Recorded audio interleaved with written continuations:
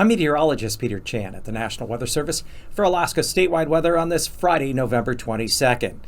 Very strong area of low pressure is situated off of the Washington-Oregon coast in the North Pacific, south of Vancouver Island. This is the same system that has brought very high winds, heavy rains, and snow to areas of the Pacific Northwest lower 48.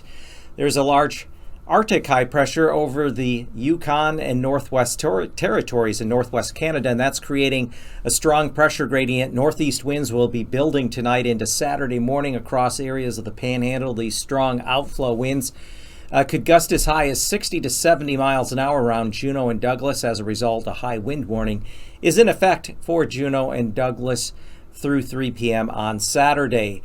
Further west, an area of low pressure will be tracking across the western Bering on Saturday and then crossing St. Lawrence Island on Sunday and pushing past Norton Sound into the western interior by early Monday.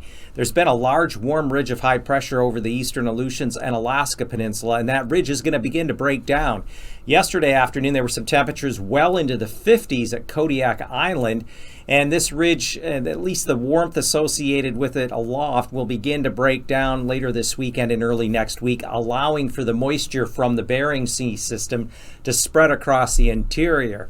Initially, though, we're going to see snow along areas of the west coast with gusty winds, 2 to 6 inches of snow that could become mixed with a little bit of light freezing rain or sleet, possibly changing to all rain, especially as you get further south along the Yukon-Kuskokwim deltas as we go through Sunday.